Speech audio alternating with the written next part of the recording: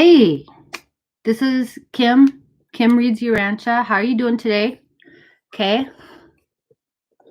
Let's turn this volume down to there. Okay. All right. So first we're gonna read from Light the Flame by Andrew Harvey. Okay, March 19th. This is from probably the oldest spiritual text in existence. Was written around 1500 BC. The Rig Veda of the Hindu tradition. Okay. O flame with the honored treasures, rise and blaze in me, for you control and support all things like a pillar and the head of heaven and the earth.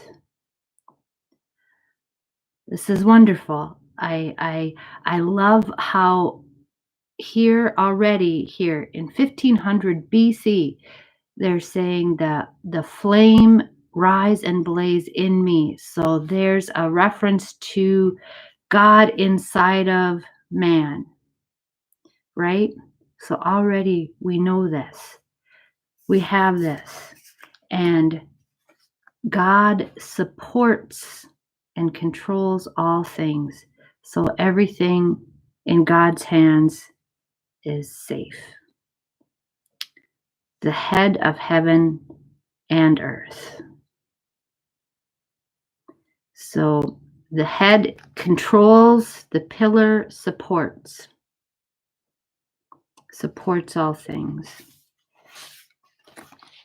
Okay. All right, awesome. Okay, let's keep going. Today's a long one.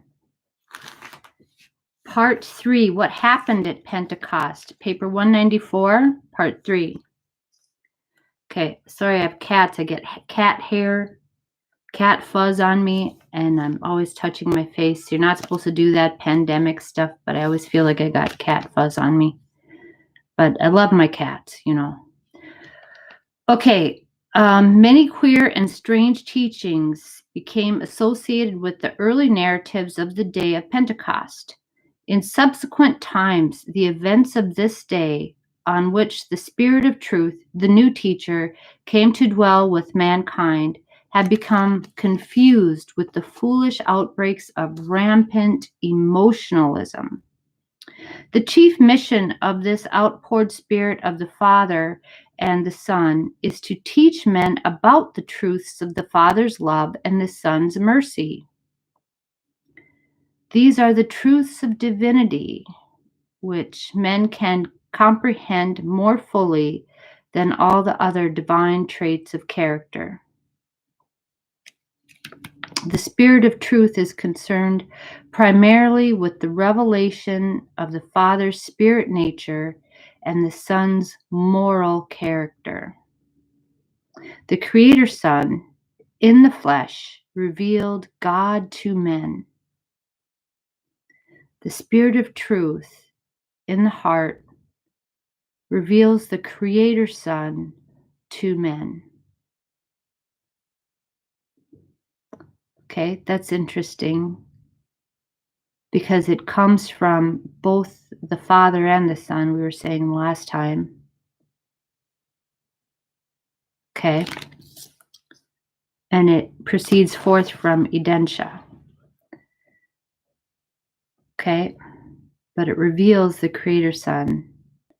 It reveals Jesus to us. When man yields the fruits of the Spirit in his life, he is simply showing forth the traits which the Master manifested in his own earthly life. Okay, yeah. And that's a natural thing. We don't think too hard about it. When Jesus was on earth, he lived his life as one personality, Jesus of Nazareth. As the indwelling Spirit of the new teacher, the Master has, since Pentecost, been able to live his life anew in the experience of every truth-taught believer. So in a way, like the way that God lives through us as the thought adjuster, Jesus is able to live through us as the Spirit of truth. The Master has, since Pentecost, been able to live his life anew in the experience of every truth taught believer. So he's in our hearts. So he's seeing through my eyes. I don't take this metaphorically, I'm taking it more literally. Yeah. Many things which happen in the course of a human life are hard to understand, difficult to reconcile with the idea that this is a universe in which truth prevails and in which righteousness triumphs. It doesn't seem like that a lot of the time. It so often appears that slander, lies, dishonesty, and unrighteousness, sin, prevail. Does faith, after all, triumph over evil, sin, and iniquity? It does. And the life and death of Jesus are the eternal proof that the truth of goodness and the faith of the Spirit-led creature will always be vindicated. They taunted Jesus on the cross, saying, "Let us see if God will come and deliver him." It looked dark on that day of the crucifixion, but it was gloriously bright on the resurrection morning. It was still brighter and more joyous on the day of Pentecost. The religions of pessimistic despair seek to obtain release from the burdens of life. They crave extinction in endless slumber and rest. These are the religions of primitive fear and dread. The religion of Jesus is a new gospel of faith to be proclaimed to struggling humanity. This new religion is founded on faith, hope, and love. To Jesus, mortal life had dealt its hardest, cruelest, and bitterest blows. And this man met these ministrations of despair with faith, courage, and the unswerving determination to do his Father's will. Jesus met life in all its terrible reality and mastered it, even in death. He did not use religion as a release from life. Wow. Okay, who does that?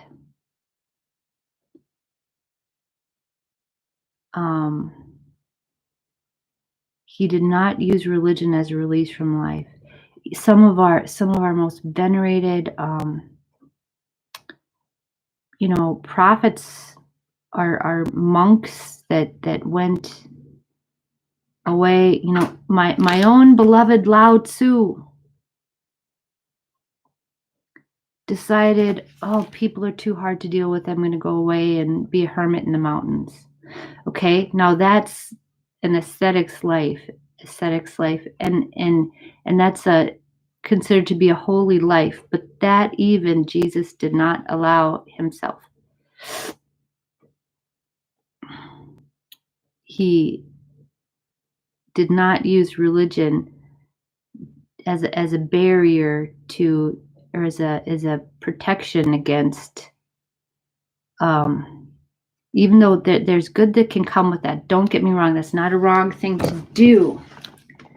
But I'm saying that would have been an easier path than the one Jesus took of maintaining this holy presence among all the difficulties in humanity. He didn't run away. He didn't run away from these trials, from these people who wanted to kill him. He wasn't going to run away from them. Okay. The religion of Jesus does not seek to escape this life in order to enjoy the waiting bliss of another existence. So he was not a martyr in the sense that he didn't, try to end his life just to, well, no, that wouldn't be a martyr. Yeah, he didn't just do that. Yeah.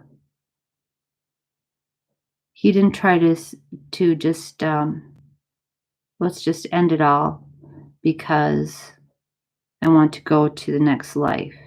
That wasn't it. The religion of Jesus provides joy and peace of another and spiritual existence to enhance and ennoble the life which men now live in the flesh. I think he consciously chose the right moment to put himself out there in order to that the people would be able to gain the most benefit from it. Okay. I know that would be my assumption on that. If religion is an opiate to the people, it is not the religion of Jesus. Okay, I like that. On the cross, he refused to drink the deadening drug. Right, he refused to take that substance that would ease his pain and ease his passing. No, he wanted to be fully there and experience everything, all the pain, all the sorrow, every humanizing, everything human is what he wanted to experience. Yep, he didn't run away from any aspect of his humanity. He refused to, right? On the cross, he refused to drink the deadening drug, and his spirit poured out upon all flesh is a mighty world influence which leads man upward and urges him onward. The spiritual forward urge is the most powerful driving force present in this world. The truth learning believer is the one progressive and aggressive soul on earth. On the day of Pentecost, the religion of Jesus broke all national restrictions and racial fetters. It is forever true. Where the Spirit of the Lord is, there is liberty. On this day, the Spirit of truth became the personal gift from the Master to every mortal. This Spirit was bestowed for the purpose of qualifying believers more effectively to preach the gospel of the kingdom. But they mistook the experience of receiving the outpoured Spirit for a part of the new gospel, which they were unconsciously formulating. Okay, they mistook the experience of receiving the Spirit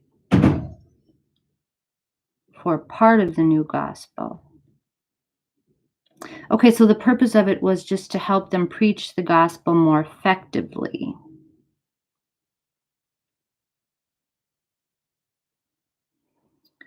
But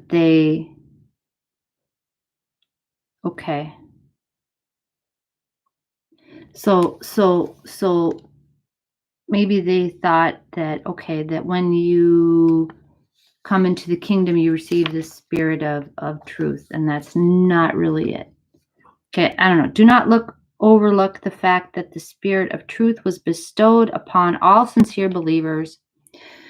This gift of the Spirit did not come only to the apostles.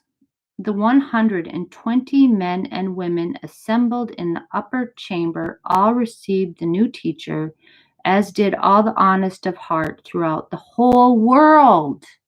The whole world. Okay, so if you lived in China and never heard of Jesus at this time, guess what? You got the Spirit of truth as long as you're faithful to whatever you're believing in. Okay? This new teacher was bestowed upon mankind, and every soul received him in accordance with the love for truth. Everybody received him in accordance with the love for truth and the capacity to grasp and comprehend spiritual realities. So it's like the more open your heart is, the more of it you receive. Okay. I think.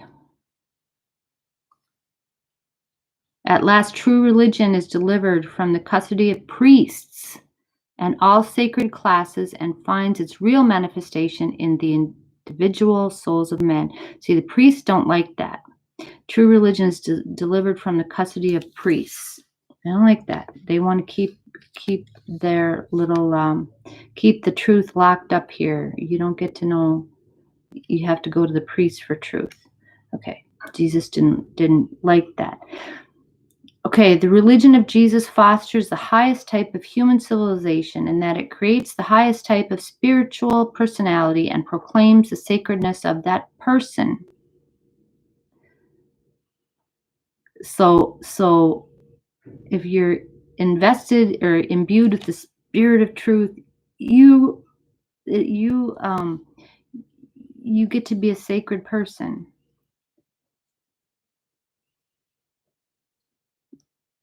The religion of Jesus creates sacredness of each person. The coming of the Spirit of truth on Pentecost made possible a religion which is neither radical nor conservative.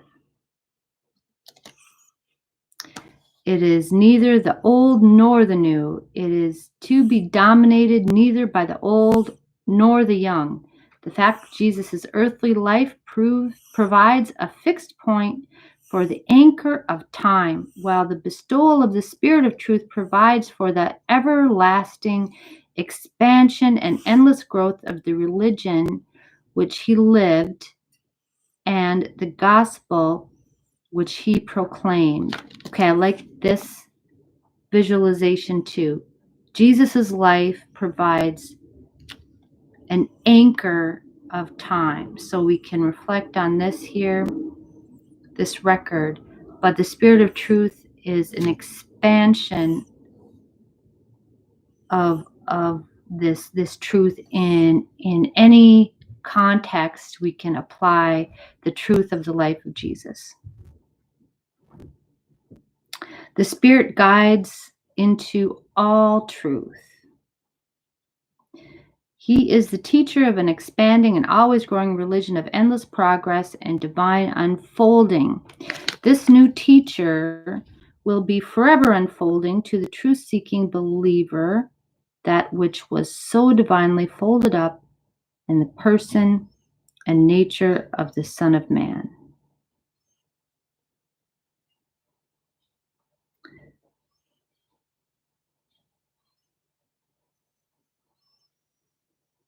The manifestations associated with the bestowal of the new teacher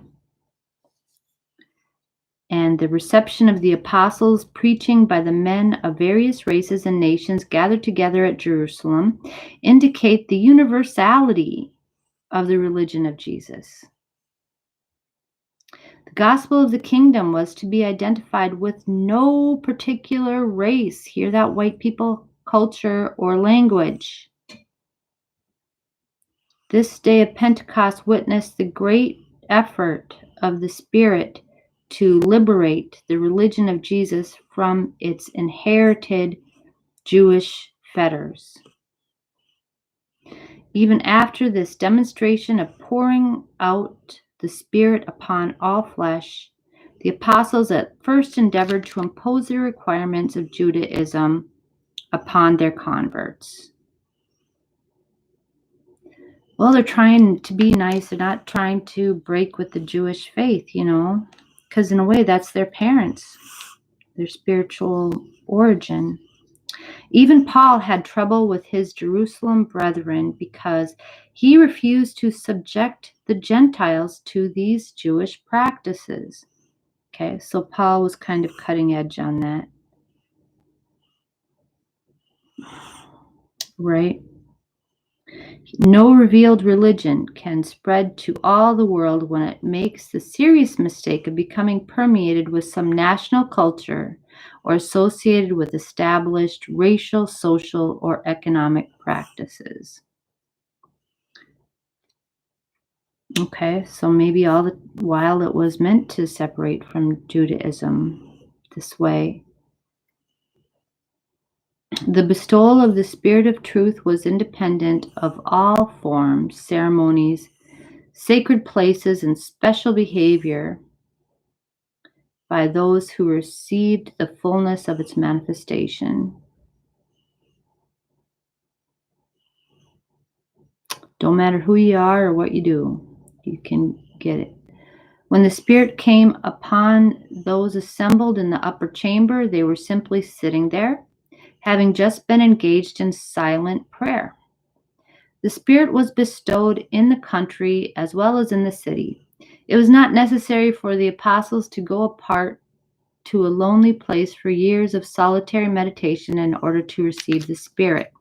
For all time, Pentecost disassociates the idea of spiritual experience from the notion of especially favorable environments. Okay. So dissociates the idea of spiritual, so you can have an spiritual experience anywhere. You can have the Spirit of God brought to you anywhere. Pentecost, with its spiritual endowment, was designed forever to loose the religion of the master from all dependence upon physical force. The teachers of this new religion are now equipped with spiritual weapons. They are to go out to conquer the world with unfailing forgiveness, matchless goodwill, and abounding love. They are equipped to overcome evil with good, to vanquish hate by love, to destroy fear with a courageous and living faith in truth. Jesus had already taught his followers that his religion was never passive. Always were his disciples to be active and positive in their ministry of mercy and their manifestations of love. No longer did these believers look upon Yahweh as the Lord of hosts. They now regarded the eternal deity as the God and Father of the Lord Jesus Christ. Even though they're one and the same, I think. They made that progress, at least, even if they did in some measure fail fully to grasp the truth that God is also the spiritual father of every individual. Okay? So they're still not getting that God is still, it's like our God. They're still having like, but they were kind of isolated from stuff. They still had outsiders and stuff like that. Okay. Because for me, that's the number one requirement. My God is the God of everybody and cares for everybody, even whether they care about it or not. Yeah. Pentecost endowed mortal man with the power to forgive personal injuries, to keep sweet in the midst of the gravest injustice, to remain unmoved in the face of appalling danger, and to challenge the evils of hate and anger by the fearless acts of love and forbearance. Urantia has passed through the ravages of great and destructive wars in its history. All participants in these terrible struggles met with defeat. There was but one victor. There was only one who came out of these embittered struggles with an enhanced reputation, and that was Jesus of Nazareth and his gospel of overcoming evil with good. Wow. So all this tribulation did not make a mark on him.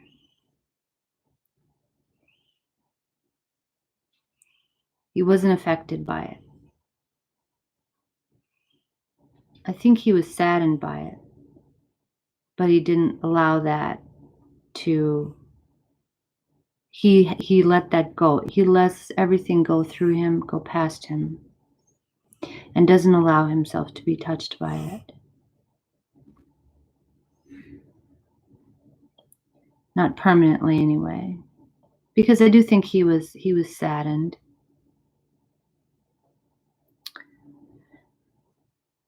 Yeah, by some of the things, the way people reacted to him. He wouldn't be human if he wasn't.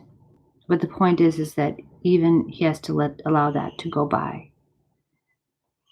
The secret of a better civilization is bound up in the Master's teachings of the brotherhood of man, the goodwill of love and mutual trust.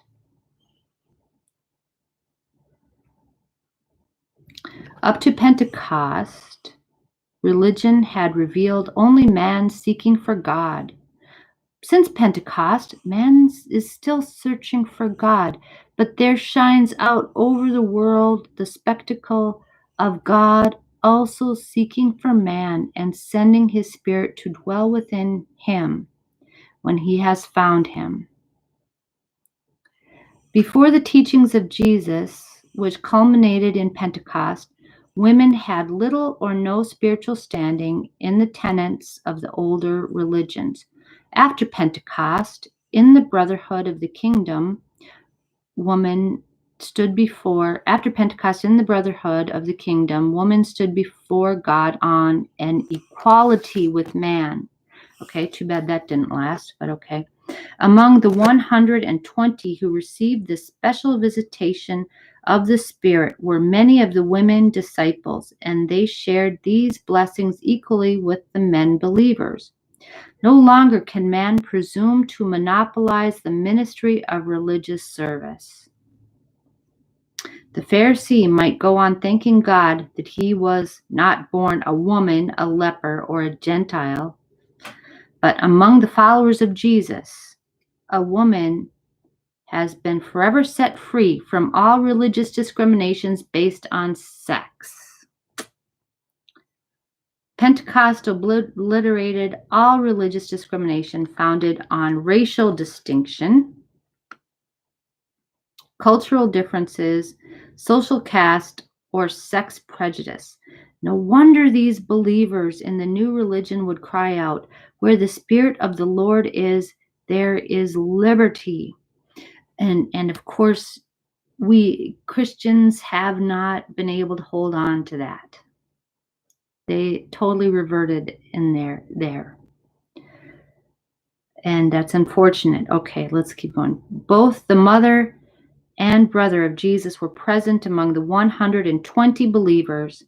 And as members of this common group of disciples, they also received the outpoured Spirit. They received no more of the good gift than did their fellows. Fair, yeah. No special gift was bestowed upon the members of Jesus' earthly family. Pentecost marked the end of special priesthoods and all belief in sacred families. Okay, and that didn't last either, did it? Dang! Wow. Okay. Well, and take that, the Da Vinci Code people who think, okay, that whatever his family is or his bloodline or whatever, yeah, that wouldn't have, if he did have children, it wouldn't have mattered, is what they're saying. Yeah, but he couldn't have children anyway. That was part of his mandate. Before Pentecost, the apostles had given up much for Jesus. They had sacrificed their homes, families, friends, worldly goods, and positions. At Pentecost, they gave themselves to God, and the Father and the Son responded by giving themselves to man, sending their spirits to live within men. The experience of losing self and finding the Spirit was not one of emotion. It was an act of intelligent self-surrender and unreserved consecration. And then they went out to the world and brought it to the world. Pentecost was the call to spiritual unity among among gospel believers.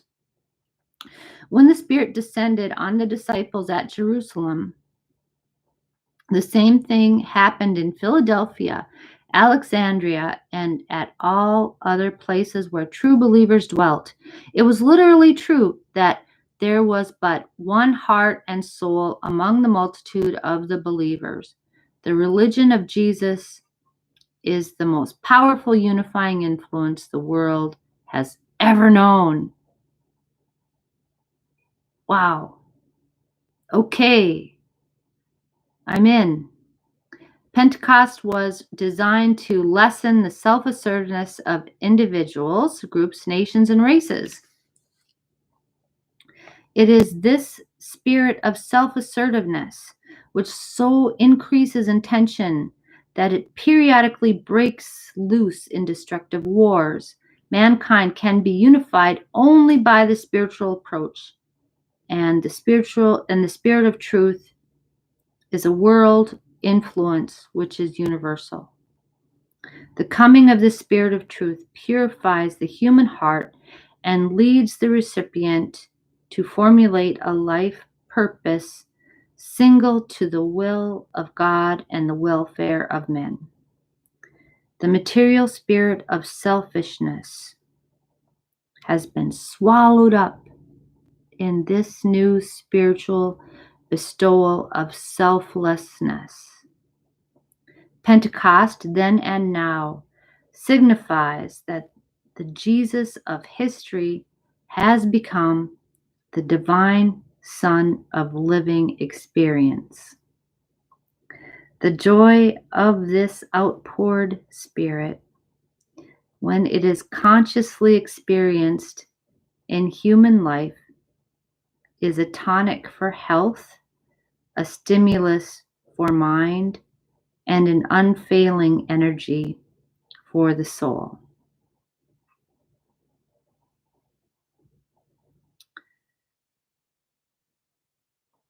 Okay.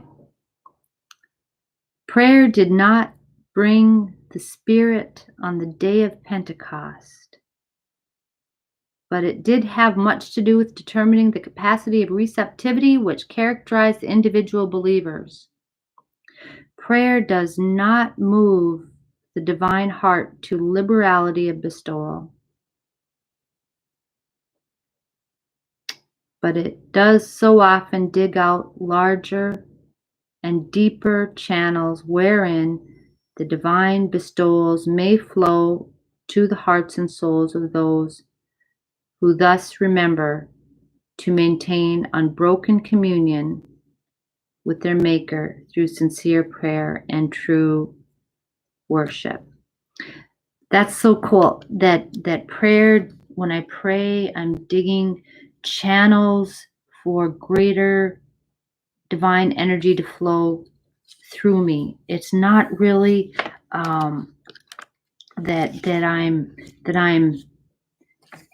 that God is doing me favors because I ask him to do me favors.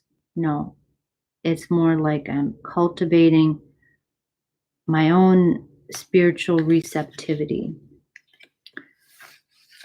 Okay, that was a long one. So, all right, I'm going to let you go then. I have to go have a busy day.